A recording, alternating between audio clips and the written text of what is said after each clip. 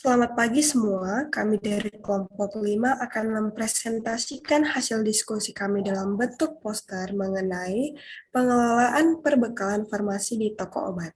Untuk anggotanya sendiri ada 13 orang, yang pertama ada Iva Yolanda Margareta, yang kedua Jessica Kristiana Simbolon, yang ketiga Jessica Ekaresti Manurung, yang keempat Jepun Trikartika Gule, yang kelima ada Jihan Amanda Kairunisa, yang keenam Kesia Mutiara, yang ketujuh ada Nala Alia Nadira, yang kedelapan ada Syifa Sabila Yasara, yang kesembilan ada Dianu Kirahani, yang ke-10 Amelia Matilda, yang ke-11 Priscilia Capah, yang ke-12 Angel Felicia, dan yang ke-13 ada Deborah Dwinanti. Yang pertama kami akan presentasikan tentang pengadaan obat bagian perencanaan.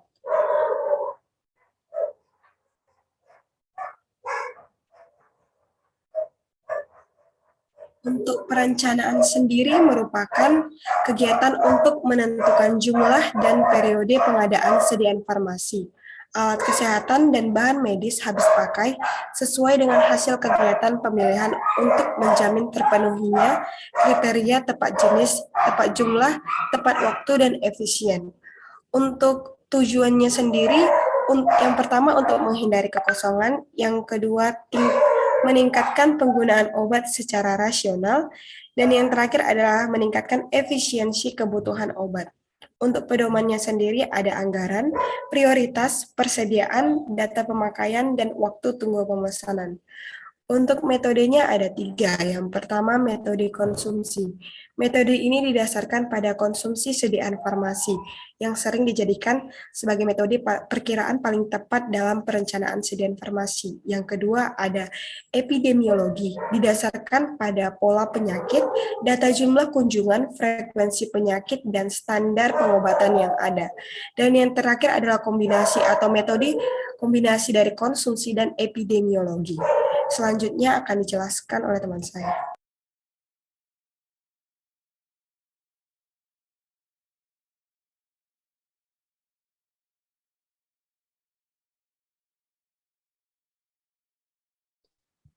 Yang kedua ada pemesanan. Pemesanan obat kepada supplier dilakukan melalui telepon atau langsung bertatap muka dengan supplier atau salesman yang datang pada setiap minggunya.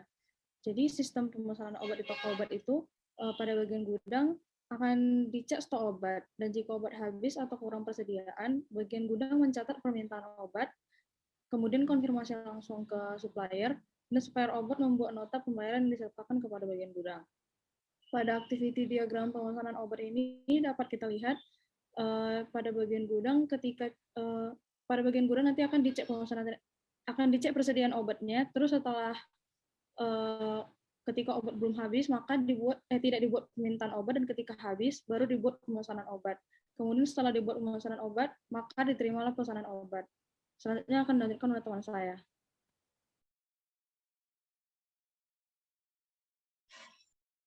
Selanjutnya itu adalah penerimaan. Penerimaan obat dan bahan obat harus dilakukan berdasarkan fakta pembelian dan atau SPB yang sah, sebagaimana tertera dalam surat pesanan. Penerimaan harus dilakukan oleh tenaga teknis kefarmasian penanggung jawab, dan apabila berhalangan maka dapat didelegasikan kepada tenaga teknis kefarmasian yang ditunjuk dengan dilengkapi dengan surat pendelegasian penerimaan obat atau bahan obat.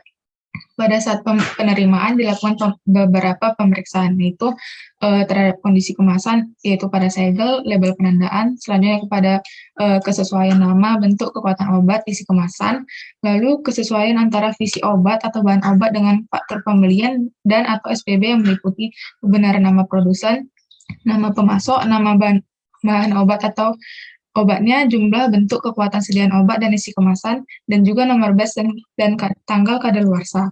Lalu yang ketiga itu khusus untuk produk rantai dingin itu harus diperiksa kondisi cool box dan catatan pemantauan suhu saat diterima.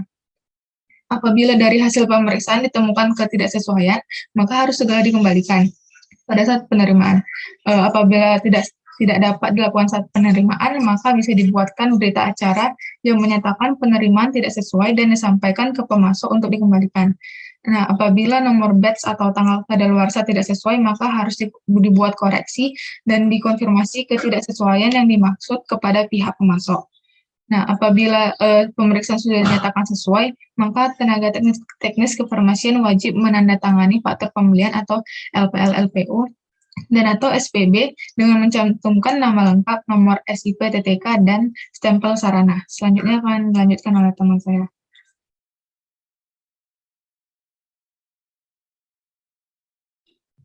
Yang selanjutnya adalah penyimpanan. Penyimpanan obat atau sediaan farmasi merupakan suatu kegiatan pengaturan terhadap sediaan farmasi yang diterima agar aman atau tidak hilang, kemudian terhindar dari kerusakan fisik maupun kimia, dan mutunya tetap terjamin sesuai dengan persyaratan yang ditetapkan. Adapun macam-macam bentuk sediaan yaitu ada aerosol, emulsi, gel, injeksi, kapsul, krim, larutan, pil, pulveres, pasta, serbuk, supositoria, suspensi, dan salep. Selanjutnya untuk sistem penyimpanan obat di toko obat. Toko obat itu diperbolehkan untuk menyimpan dan menjual hanya obat bebas terbatas obat tradisional, obat bebas, kosmetika, suplemen kesehatan, dan atau alat kesehatan yang diserahkan terjamin keamanannya, mutu, dan khasiat atau manfaatnya.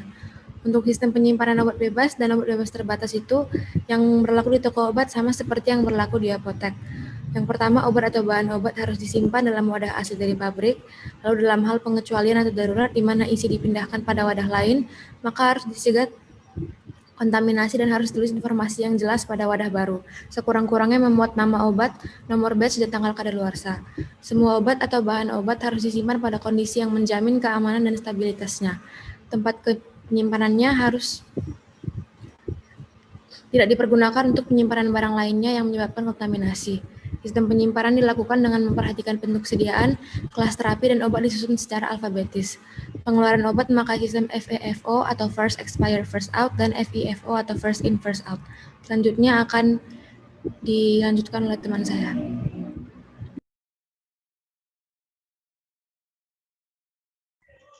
Selanjutnya ada faktur pembelian. Faktur pembelian sendiri merupakan bukti penjualan atau bukti pembelian barang dan jasa, dalam hal ini obat-obatan, pada umumnya dibuat oleh pihak yang menjual barang dan jasa. Dan pada hal ini juga merupakan toko obat.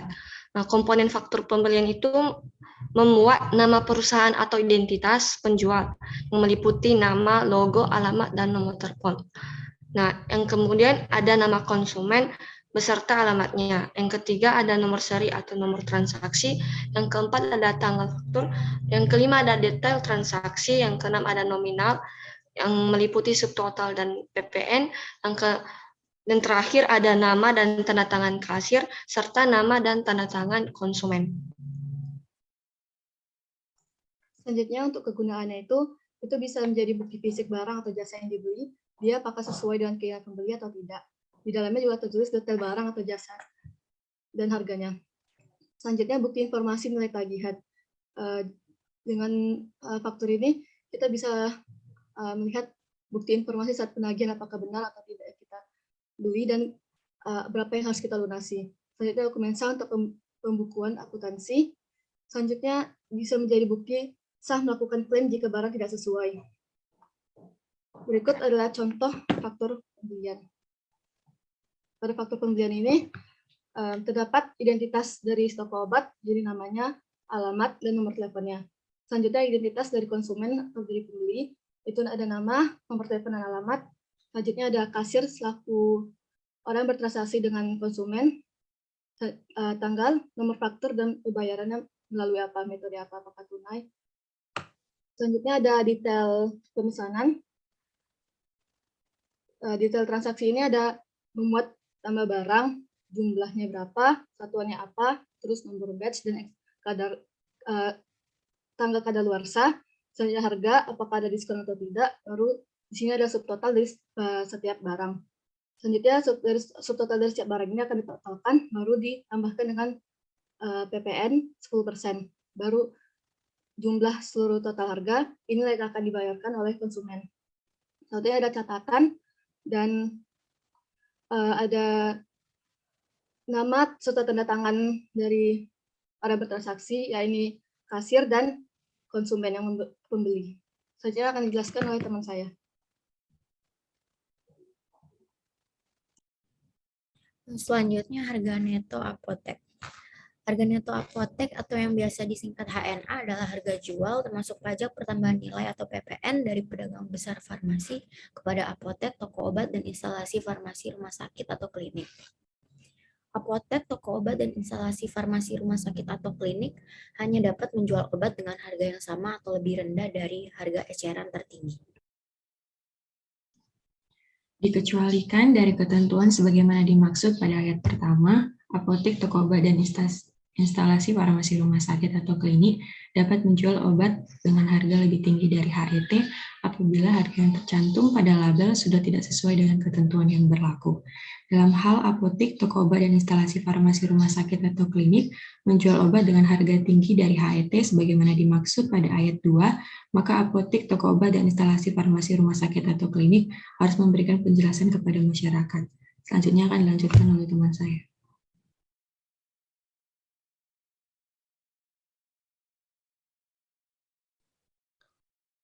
Selanjutnya yaitu PPN obat di toko obat. Pajak adalah kegiatan membayar sejumlah uang kepada negara yang diatur oleh undang-undang yang berlaku dan merupakan salah satu sumber penerimaan utama negara untuk membiayai pembangunan fisik maupun non-fisik. Selanjutnya, PPN itu merupakan pajak yang dikenakan atas setiap pertambahan nilai dan barang atau jasa dalam peredarannya dari produsen ke konsumen. PPN termasuk jenis pajak tidak langsung. Maksudnya, pajak tersebut disetor oleh pihak lain. Dengan kata lain, penanggung pajak tidak menyetorkan langsung pajak yang ia tanggung.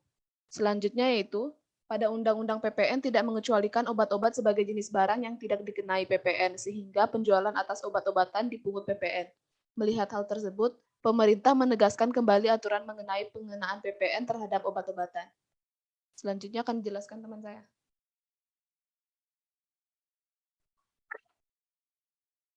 Selanjutnya ada fungsi dari PPN. Fungsi PPN dibagi menjadi 3. Yang pertama adalah fungsi anggaran, yaitu sebagai sumber penerimaan negara yang dananya digunakan untuk membiayai negara. Lalu yang kedua ada fungsi regulasi pemerintah, yang dimana fungsinya untuk mengatur dan melaksanakan kebijakan pemerintah terutama dalam bidang sosial ekonomi.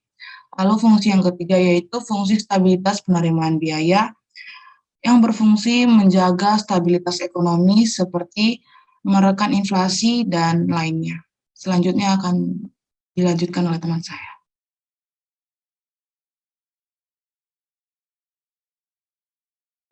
Selanjutnya ada harga eceran tertinggi obat yang selanjutnya disingkat HET. Adalah harga jual tertinggi obat di apotek, toko obat, dan instalasi farmasi rumah sakit atau klinik. HJA adalah harga jual obat yang akan ditawarkan dari apotek kepada konsumen.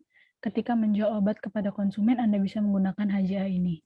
Sedangkan harga neto adalah harga awal atau bisa disebut dengan modal yang dikeluarkan oleh apotek untuk membeli obat dari produsen atau distributor resmi.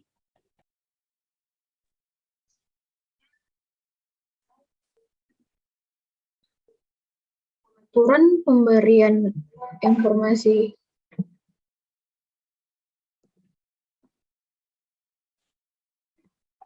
Harga eceran tertinggi obat dimaksudkan untuk memberikan informasi yang benar, jelas, dan jujur mengenai harga eceran tertinggi atau harga obat yang diberikan kepada masyarakat. Selanjutnya perhitungan. Perhitungan HJA sendiri yaitu HJA sama dengan HNA ditambah PPN dikali I dikali E ditambah I.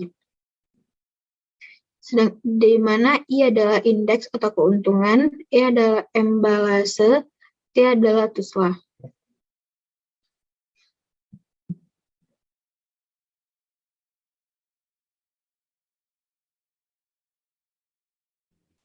Baiklah, sekian hasil dari presentasi kelompok 5. Apabila ada kesalahan maupun kekurangan, kami mohon maaf. Terima kasih dan selamat pagi.